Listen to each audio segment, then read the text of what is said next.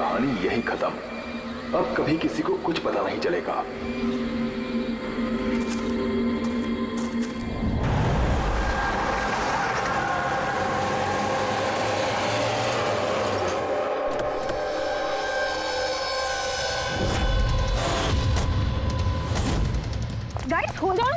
हो क्या रहा है, कोई मुझे बताएगा?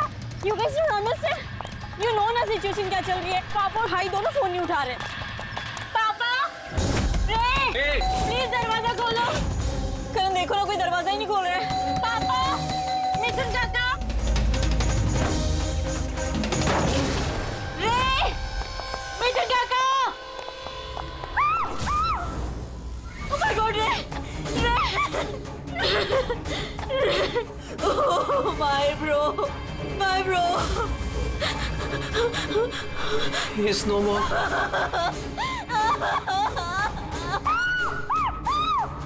मिथुन काका।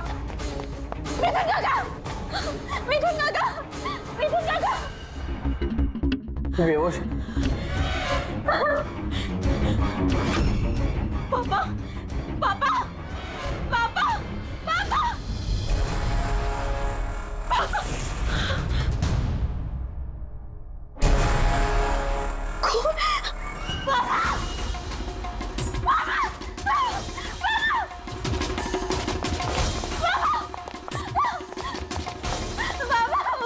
पापा।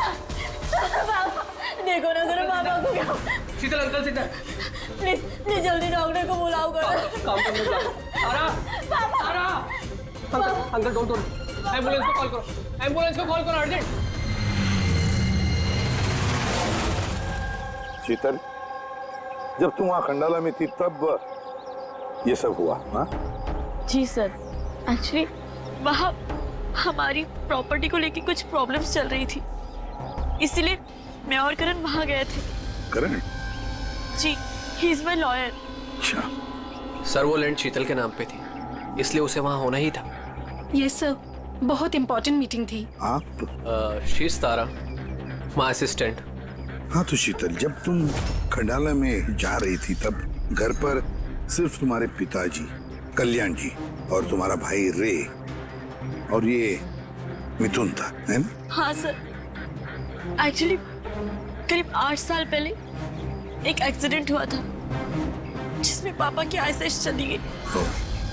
पापा देख नहीं सकते और मिथुन काका उनका अकेले ध्यान नहीं रख पाएंगे, इसलिए रे वो यहीं रुक के।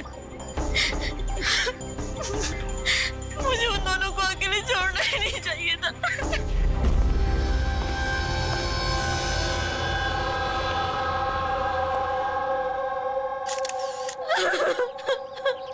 शांत हो जाओ। एक बात बताओ शीतल, अब तुम कह रही थी कि उनको अकेले छोड़कर जाना ही नहीं चाहिए था, क्यों? ऐसे क्यों लगा तुम्हें? क्या तुम्हें डर था कि उनकी दोनों की जान को खतरा है, ऐसे कुछ होगा? नहीं सर, पर इतना जरूर पता था कि रे की उसके फ्रेंड्स के साथ ना कोई बड़ी प्रॉब्लम चल रही थी। फ्रेंड्स के साथ? और वो लोग एक दूसरे को ब्लैकमेल कर रहे थे किसी चीज को लेके।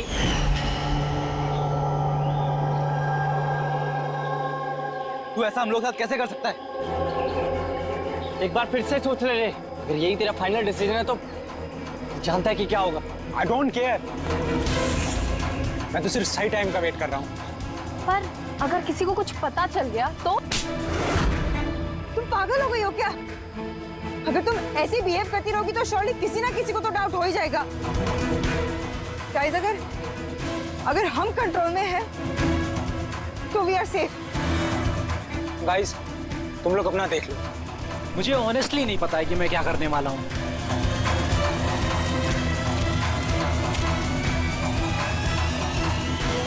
मुझे रे पे बिल्कुल भरोसा नहीं है। I can't trust him. अगर इसका मुंह खुला तो हम सब फंसेंगे, उससे पहले इसका मुंह बंद करना पड़ेगा। शीतल, जो भी तुम्हारे भाई के साथ हुआ उसका बहुत दुख होता है। I am so sorry. एक बार तुम्हारे पिताजी को होश आ जाए ना तो सारी बातें साफ हो जाएगी। वैसे मिथुन, कल रात तुम यहीं पर थे ना? क्या हुआ क्या, जरा ठीक से बताओ। शरीर पे कोई बड़ा घाव नहीं है, बस छोटी मोटी चोटें हैं, लेकिन हाँ फ्रैक्चर थोड़े ज्यादा है। समझ में नहीं आ रहा है इसकी मौत हुई कैसे? मैं अपना काम कर रहा था, अचानक लाइट चली गई और किसी ने मेरा मुंह बंद कर दिया। मैं बेहोश हो गया साहब। जब आँख खुली तो आप सामने थे। बाकी को कुछ याद नहीं आ रहा सर। ठीक है, रो मत। सर, हाँ सर मौत की वजह तो पोस्टमार्टम के बाद ही पता चलेगी। कुछ समझ में नहीं आ रहा है सर। जिसने भी खून किया है सोच समझ के किया है, बड़ा ही चालाक है खूनी। एक काम करते हैं, इस घर को फिर से अच्छी तरह से चेक करते हैं।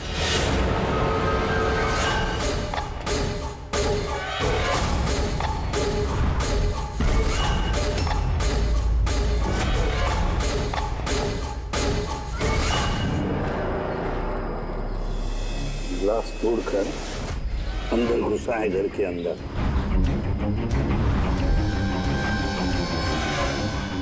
ये देखो, खून लगा है उसका अंदर घुसते वक्त या भाग जाते वक्त।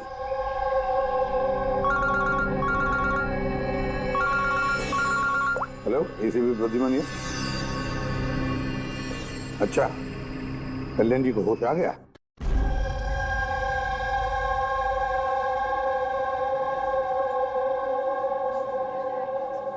पापा? कल्याण जी, मैं सीआईडी से एसीपी प्रद्युमन। आप मुझे बता सकते हैं क्या हुआ? मैं अपने घर पर था, मुझे तो सिर्फ आवाजें सुनाई देती। रे जोर जोर से चिल्ला रहा था, चीजें यहाँ वहां फेंकी जा रही थी, बहुत शोर था, पता नहीं क्या क्या हो रहा था। और फिर सडनली बाएं हाथ से कोई भाग कर आया और उसने मुझे चाकू मार दिया, शायद बाएं हाथ से। और इससे पहले कि मैं रे को कुछ रे कहा? रे ठीक तो है? शीतल, शीतल, शीतल तुम कुछ बोल क्यों नहीं रही? हे भगवान, हे भगवान। जो भी कुछ हुआ हम उसे बदल तो नहीं सकते, लेकिन जिसने भी आपकी बेटी की जान ली है उसे सजा दिलाने की पूरी कोशिश करेंगे। हाँ कल्याण जी, आपने कहा कि कोई बाएं साइड से आकर उसने आप पर चाकू का वार किया है, लेफ्ट हैंड साइड से। हाँ। ये कुछ खास बात याद आती है उस आदमी के बारे में? हाँ। हाँ, कोई खास बात? हाँ, वो जरूर लेफ्ट हैंडेड था, लेफ्ट हैंडेड था वो। ये आप कैसे कह सकते हैं? सर, मुझे पता चल जाता है, मेरी सेंसेस बहुत स्ट्रांग है। उसने जब मुझ पे वार किया, मैंने उसका हाथ पकड़ लिया था और वो इतना स्ट्रांग था, वो जरूर लेफ्ट हैंडेड था सर, 100% लेफ्ट हैंडेड था। तो क्या डॉक्टर साहब, ये जो जख्म है इनके शरीर पर, वो वाकई किसी खब्बू आदमी ने बनाया? यस सर, घाव के निशानों के हिसाब से यही लगता है। चलो सर, कुछ तो सुराग लगा। हाँ, ये चारों के चारों दोस्त रे को धमका रहे थे। गड़बड़ है, कुछ न कुछ तो गड़बड़ जरूर है इन चारों में। तनिषा, अंकिता, विवान और सैम। उठाओ इन चारों को, उठाओ।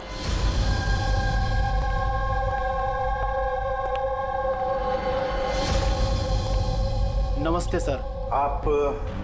मैं सैम का फादर हूँ। पिछले 2 हफ्तों से सैम से मेरी कोई बातचीत नहीं हुई। अब मैं आपको कैसे बताऊं कि वो कहाँ पर है? मैंने उसको कई बार फोन किया, लेकिन उसका फोन ही नहीं लग रहा। मैं तनिषा की माँ। अब उससे फोन करके मैं क्या पूछूं? ये तनिषा ने खुद मुझे कहा था कि वो अपनी हॉलीडे एक्सटेंड कर रही है, कुछ दिन वो फ्रांस में रहना चाहती है। और मैं अंकिता का भाई हूँ, just for name sec. Sir dad को बातों में फंसाकर 80% प्रॉपर्टी उसने अपने नाम पर कर ली। मैं क्यों फिक्र करूँ सर उसके बारे में? सर मैं अंकिता के बारे में कुछ नहीं जानता। हाँ sir, what I just know is sir वो 2 हफ्ते पहले दिल्ली गई हुई थी कुछ मार्शल आर्ट कैंप के लिए। जी सर मैं विवान का फ्रेंड। उसके डैड के पास इतना पैसा है कि वो घूमता रहता है, होगा कहीं हॉलीडे पे। मतलब ये चारों पिछले 2 हफ्तों से शहर से बाहर है और आप में से कोई भी उनके टच में नहीं है। ठीक है, थैंक यू वेरी मच। आप लोग जा सकते हैं। अगर जरूरत पड़े तो आप लोगों को हम फिर से बुला लेंगे। Thank you.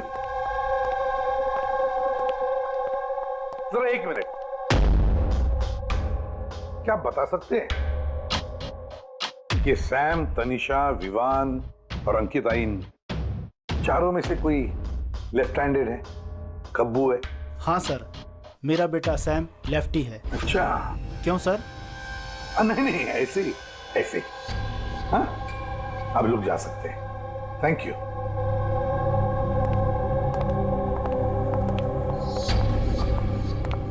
सर, कहीं ऐसा तो नहीं कि इन चारों ने मिलके रे को मार दिया हो सकता है सर, और उसी डर की वजह से ये चारों कहीं ना कहीं जाके छुप के बैठे होंगे।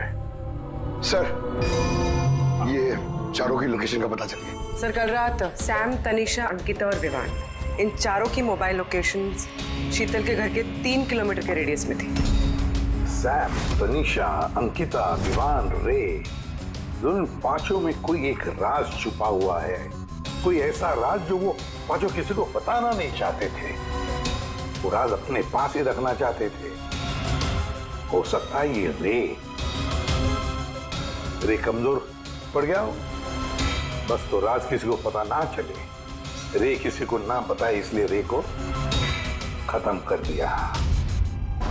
ये पता करना होगा सर कि वो कौन सा राज था जिसकी वजह से रे की जान चली गई। सर एक बात समझ में नहीं आ रही है, ये चारों फरार क्यों हो गए? इन्हें तो खून करते हुए किसी ने देखा ही नहीं। एग्जैक्टली, लाइट चली गई थी सर, और वो कल्याण जी देख नहीं सकते थे और नौकर मिथुन बेहोश पड़ा था, तो वहां से भागकर कोई शक अपने ऊपर ओढ़ के क्यों लेगा? सर पता नहीं क्यों ऐसा लगता है कुछ मिसिंग है। सर ट्रेस करना शुरू करते हैं सर। अगर ये शहर से बाहर गए हैं तो किसी railway station, airport, bus station, hotel से तो गए होंगे, तो उनके क्रेडिट कार्ड और डेबिट कार्ड के डिटेल्स निकलवाते हैं। कहीं से भी हो, जहां से भी हो, इन चारों के लोकेशन के बारे में हमें इंफॉर्मेशन चाहिए, जल्द से जल्द। अब बोल सारूं क्या?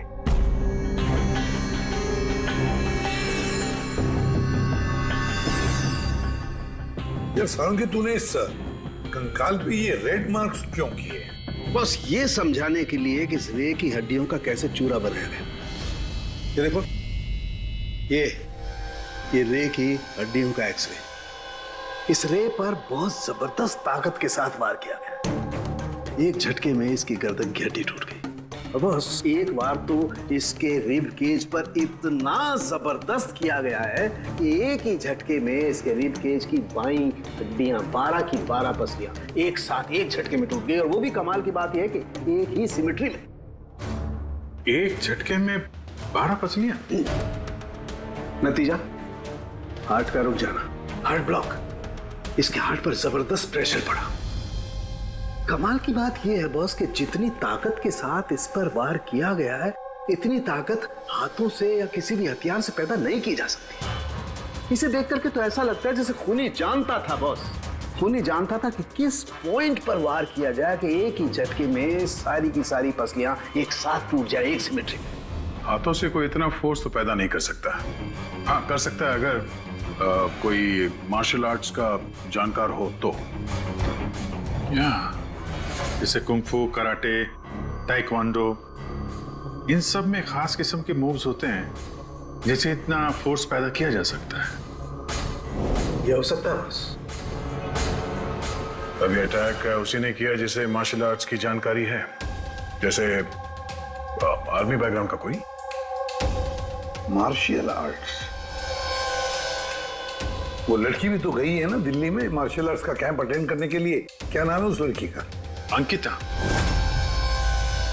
अंकिता के भाई ने तो हमें ये बताया। Sir what I just know sir, वो 2 हफ्ते पहले दिल्ली गई हुई थी कुछ मार्शल आर्ट कैंप के लिए। और सर कत्ल की रात उसका फोन शीतल के घर के आसपास ही था, उसी ने किया होगा।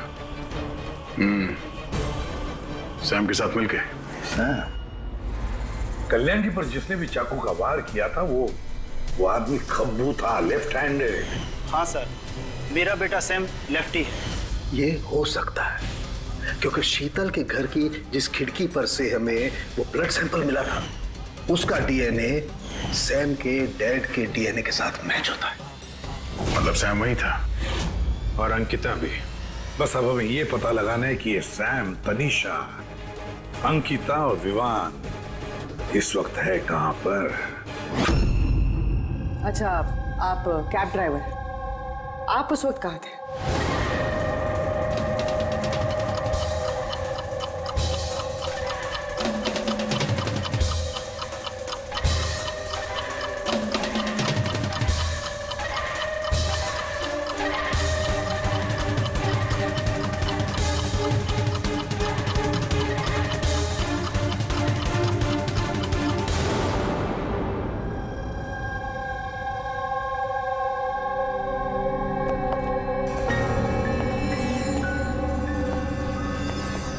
क्या हुआ? सर, सैम एक टूरिस्ट टैक्सी लेकर पूना चला गया है। टैक्सी ने जहाँ उसे ड्रॉप किया उसका एड्रेस थोड़ी देर में मिल जाएगा। सर पिछले 24 घंटे में ये तनीषा ने पंचगनी में अपना एटीएम कार्ड 3 बार यूज किया सर। ये अंकिता तो बड़ी अजीब है। दिसंबर 2017 में इसने बोरिवली के ज्वाला डी मार्केट से 5 सिम कार्ड खरीदे थे। हाँ सर, ये वही जगह है जहाँ पे यूज सिम कार्ड मिलते हैं। और सर ये सब के सब 10 दिसंबर 2017 को महाबलेश्वर गए थे और 14 दिसंबर को लौटे। सर इन्हें लग रहा था कि इन्हें कोई पकड़ेगा नहीं, लेकिन इनसे एक गलती हो गई। ये जो अंकिता है सर, इसने जो सिम कार्ड्स लिए थे उसकी लोकेशन हमें महाबलेश्वर से 15 किलोमीटर आगे हाउस होल्ड में मिली। हाँ, brilliant job, absolutely brilliant job. बस अब नाउ नो वेस्टिंग टाइम, हम टीम बनाते हैं और काम शुरू करते हैं। लेकिन सर 5 सिम कार्ड, वो भी यूज्ड, कर क्या रहे हैं ये लोग? जो भी कर रहे हैं करने दो, पर पछताएंगे जरूर, बहुत पछताएंगे।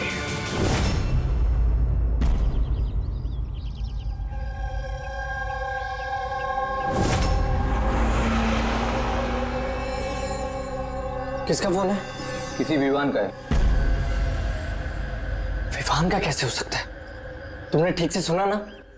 अब उसने विवान कहा तो विवान ही होगा, मुझे क्या पता, आप बात करो। हेलो, कौन बोल रहा है? दूर। मैंने बोला था कि आज के बाद हम कांटेक्ट में नहीं आएंगे, तो कॉल क्यों किया? और तुझे पता कैसे चल रहा कि मैं यहाँ हूं? ओके, तो वहीं रुक, मैं आ रहा हूं।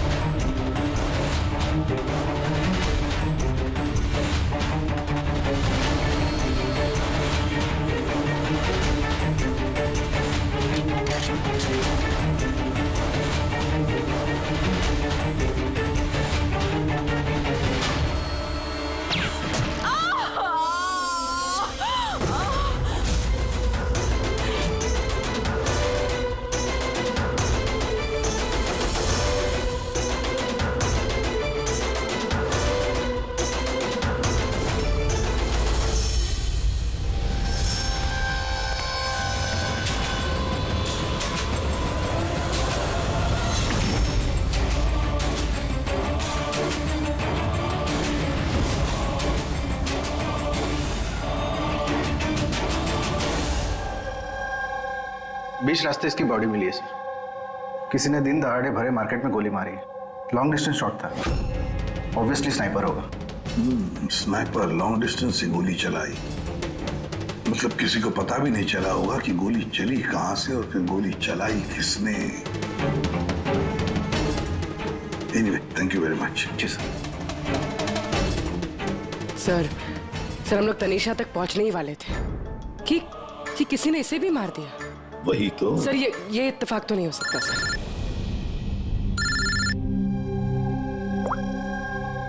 हेलो, क्या? ठीक है।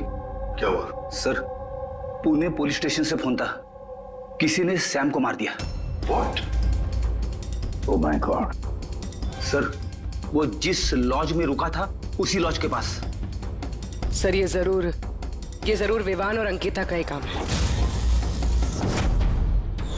ये कोई सीक्रेट है जिसे छुपाने के चक्कर में ये लोग आपस में एक दूसरे का खून कर रहे हैं। अपनी जो भी है उसे पता कैसे चलता है कि हम किसके पास जाने वाले हैं? 4 में से 2 बच गए हैं, विवान और अंकिता।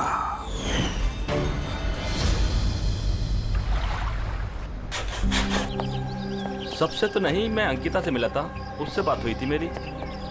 अंकिता से? जी। यही थी वो? हाँ, ये वही लड़की है, इसी ने मुझे पेमेंट दिया था, 2 दिन के 20,000 रुपए। 2 दिन के 20,000 वो मान गए?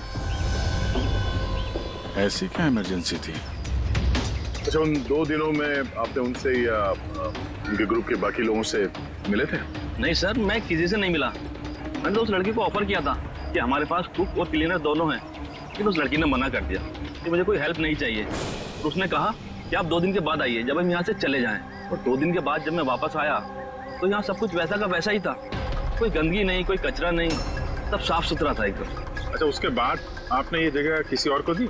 नहीं सर, हमें जगह का रिनोवेशन कराना था, इसके लिए हमने जगह बंद कर दी थी। आपके क्लीनर को जरा बुलाइए, उससे कुछ बातचीत करना चाहते हैं। मैं भेजता हूँ।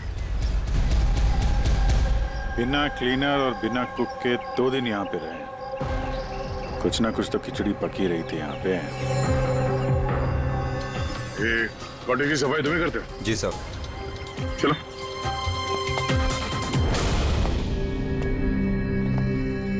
अच्छा, जब वो 5 लोग यहाँ से गए, उसके बाद जब तुमने यहाँ की साफ सफाई की तो कुछ मिला इधर उधर या कुछ अजीब लगा तुम्हें? नहीं सर, वो लोग तो बहुत अच्छे थे, जाने से पहले पूरी जगह को एकदम चकाचक साफ करके गए। पता नहीं कौन सा साबुन, क्या डिटर्जेंट यूज किया, पूरा घर चमका दिया था। वाह, हाँ सफाई हो रही है। ये कौन सा डिटर्जेंट है मैडम जी? अरे कुछ नहीं, वो रात को पार्टी हुई थी ना तो ज्यादा गंदा हो गया है। तुम जाओ, हम कर लेंगे। बस, साफ कर जाओ। एक मिनट। ये लो, ये लेके जाओ। हाँ, जाओ।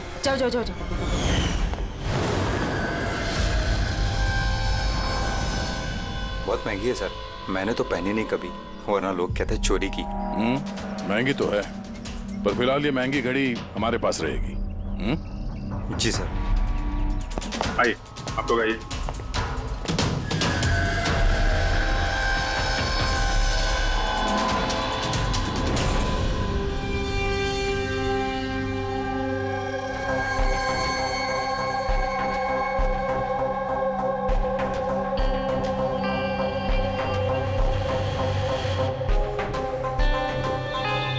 सर, सैम, तनीषा और रे तीनों का तो मर्डर हो गया है। अब बचे विवान और अंकिता। खूनी इन दोनों में से ही कोई हो सकता है। ये विवान ही होगा, उसी ने सैम को फोन करके लॉज के बाहर बुलाया था। तो जो भी हो, उसे पता कैसे चलता है कि हम कहाँ जाने वाले हैं? और जब भी हम वहां पहुंचते हैं तो उससे पहले ही वो वहां पहुंचकर फोन करके निकल जाता है। सैम किस लॉज में ठहरा है और तनीषा रोड पर कहाँ मिलेगी, ये सारी इंफॉर्मेशन तो हमारे पास थी ना, उन तक कैसे पहुंची? सर, शायद वो लोग एक दूसरे के कांटेक्ट में हो। नहीं पूर्वी, बिल्कुल नहीं, क्योंकि लॉज के मालिक ने बताया कि सैम को जब विवान का फोन आया तो सैम को झटका लग गया। मैंने बोला था कि आज के बाद हम कांटेक्ट में नहीं आएंगे। कॉल क्यों किया? बॉस, क्राइम सीन पर ये जो शोपीस मिला है, इस पर ऑक्सीजन प्रोड्यूसिंग डिटर्जेंट मिला है। इसे ऑक्सीजन प्रोड्यूसिंग डिटर्जेंट से साफ किया गया है। ये क्या है? फ्रेडी, एक ऐसा डिटर्जेंट होता है जिससे सारे के सारे एविडेंस एकदम साफ किए जा सकते हैं, खून के निशान तक। हमें कोई डीएनए नहीं मिल सकता। मतलब सर ये हॉलिडे होम में खून हुआ था? एग्जैक्टली। और हाँ, ये घड़ी, इस पर अलग अलग लोगों की उंगलियों के निशान तो हैं ही, साथ ही इस पे मुझे किसी का डीएनए भी मिला है। तो शायद रे इसी खून का पर्दाफाश करने वाला होगा।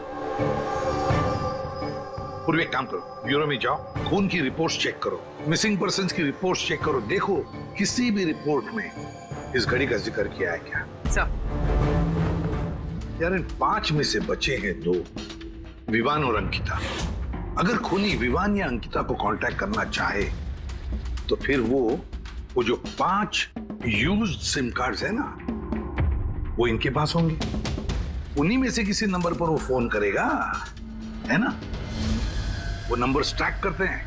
सर, तनीषा का खून हुआ पंचगनी में, सैम का खून हुआ पुणे में। दोनों जगहें 100 किलोमीटर दूर, जबकि खून हुए सेम टाइम पे। और एक ही टाइम पे कोई 2 जगहों पे कैसे हो सकता है सर? कोई तो है जो इस प्लान में शामिल है। मान लिया दया कि कोई और है इस खूनी के साथ। एक बार ये विवान और अंकिता हमारे पंजे में आ जाए ना, तब सारे सवालों का जवाब मिल जाएगा। एक काम करो अभिजीत, साइबर डिवीजन से एक हैकर को बुला दो।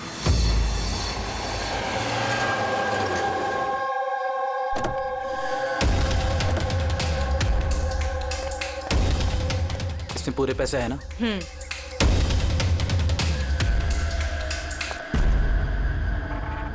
एक मिसिंग रिपोर्ट तो दर्ज हुई है जिसमें इस घड़ी के बारे में लिखा हुआ है। कोई रणधीर कुमार नाम का एनआरआई था। कब फाइल हुई थी रिपोर्ट? 6 दिसंबर 2017। कोई करण जोशी ने फाइल की थी। जी ये देखिए।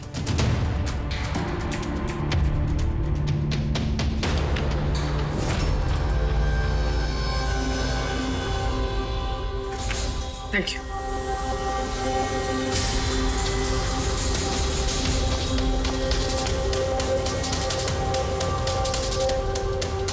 कहीं उन लोगों ने इस रणधीर को तो नहीं मार डाला? और कहीं ये करण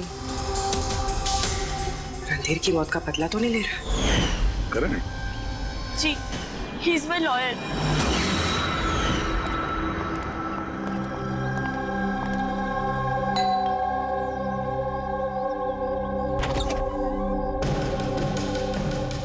गुड टू सी यू।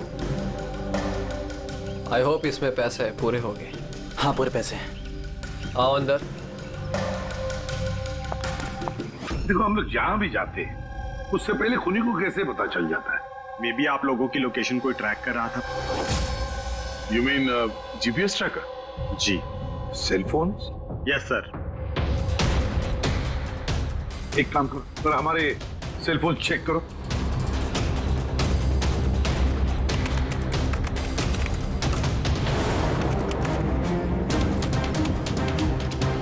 तुमने पैसे मांगे थे, हम लेकर आए हैं। अब वो एविडेंस दो और सब खत्म करो।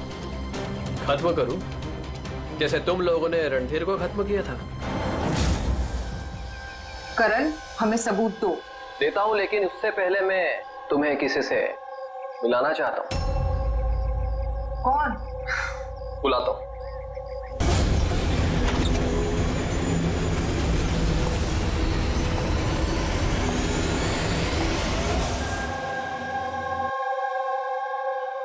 सर देखिए, आप लोगों के फोन हैक्ड हैं। व्हाट? हैक? पर कैसे? आपके फोन में हिडन स्पाईवेयर है जिससे आपके सारे ईमेल्स, कॉल मैसेजेस, सब चीजों को ट्रैक किया जा रहा था। लेकिन हमारे फोन हैक कौन कर सकता है? और कब किए होंगे? फोन तो ज्यादातर हमारे साथ ही रहते हैं। एक minute Abhijit, I see you. हमारे फोन्स को उसी वक्त उसने हैक किया है। और अभिजीत सर, दया सर, आप दोनों के फोन को शायद उसने एसीपी सर के फोन से हैक कर दिया होगा।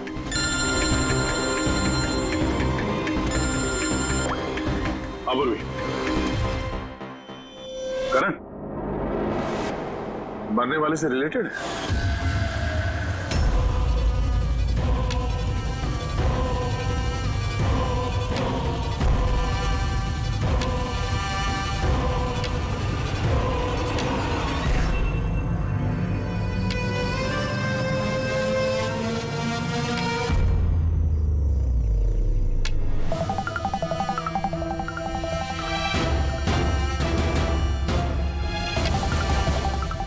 जो सजा रणधीर तुम लोगों को देने वाला था, अब हम तुम्हें देंगे। जैसे सैम,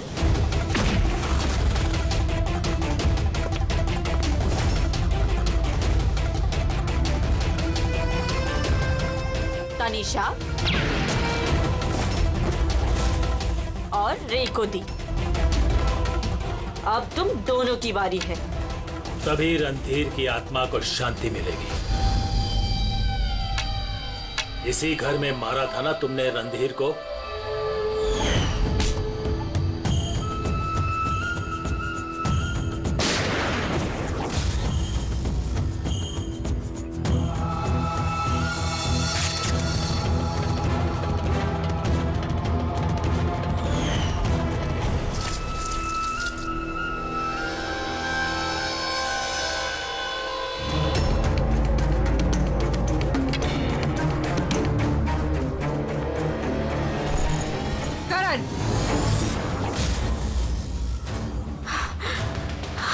तुम्हारे पास कोई सबूत नहीं है ना?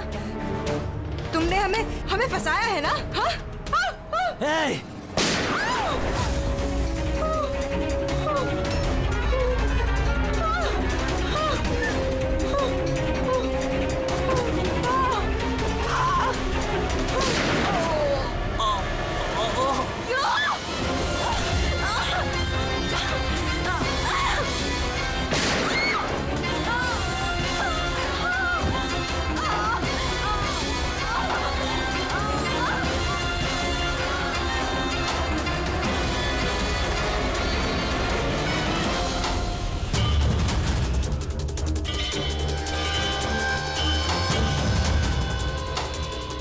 तुम्हें क्या मारो? तुम तो देख भी नहीं सकते, पर मानना तो पड़ेगा। बस यही प्रॉब्लम है आजकल के तुम जैसे नौजवानों की। बहुत जल्दी होती है तुम जैसे आजकल के नौजवानों को किसी भी नतीजे पे पहुंचने के लिए। ये पकड़ो। कौन कहता है कि तुम्हें देखने के लिए मुझे नजरों की जरूरत है?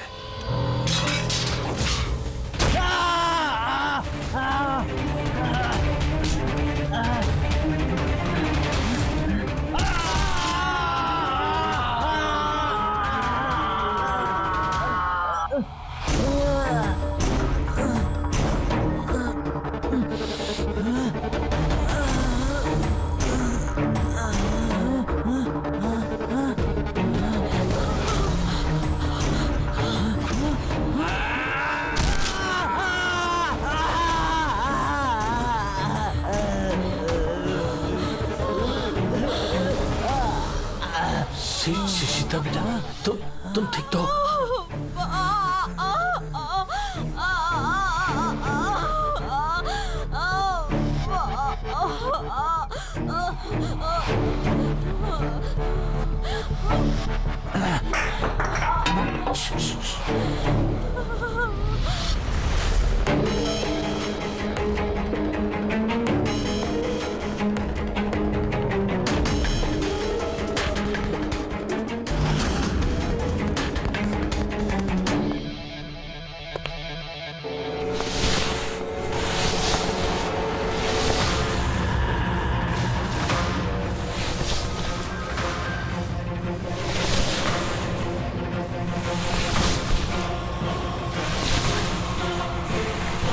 बरसों से मैं स्पेशल फोर्सेस में था।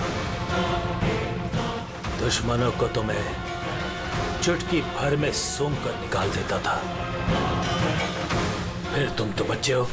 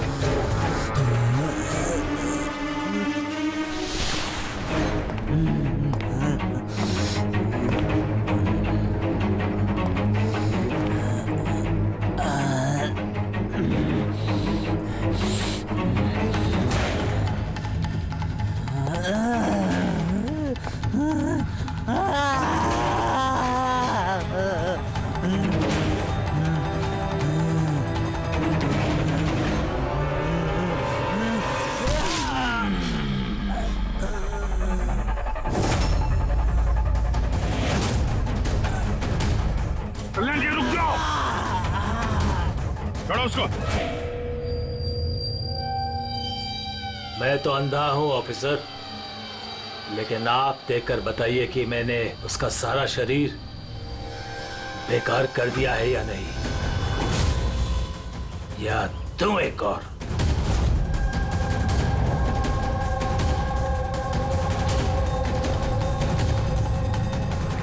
शीतल, रणधीर तुम्हारा भाई था और कल्याण जी रणधीर तुम्हारा बेटा है ना। और ये सब करने के लिए तुमने सीआईडी का इस्तेमाल किया, क्यों? सही समझा आपने। रणधीर शीतल का भाई था और मेरा बेटा। यानी रे का भाई? नहीं, रे मेरा बेटा नहीं था, उसे तो सिर्फ मैंने इस्तेमाल किया था। हमें गुमराह करने के लिए, ताकि हम विवान, अंकिता और सैम तनीषा के पीछे लग जाए और उन्हें सजा दिलवाए, ताकि आपका बदला पूरा हो सके। हम उसे मारना नहीं चाहते थे। रणधीर एक्सचेंज प्रोग्राम का स्टूडेंट था, एकदम सीधा लेकिन बहुत पैसे वाला। अंकिता हमेशा से ही एक हाई फाई लाइफ जीना चाहती थी, उसी ने ये प्लान बनाया और रणधीर को किडनैप करके उससे पैसे मांगने। कितना रैंसम मांगा था तुम लोगों ने? 5 करोड़। फिर भी मार दिया तुमने उसे? रणधीर भाग रहा था, अंकिता को गुस्सा आया और उस 1 सेकंड के नॉनसेंसपन में उसने उसे मार दिया और हम सब घबरा गए, कुछ समझ नहीं आया कि क्या करें। तो उसकी बॉडी लेकर हमने लेक में डाल दिया।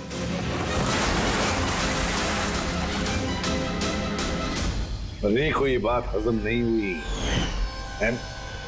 और यहीं पर तुम्हारा प्लान गड़बड़ हो गया। सर, वो रणधीर की इंडिया में सारी रिस्पॉन्सिबिलिटी मेरी थी।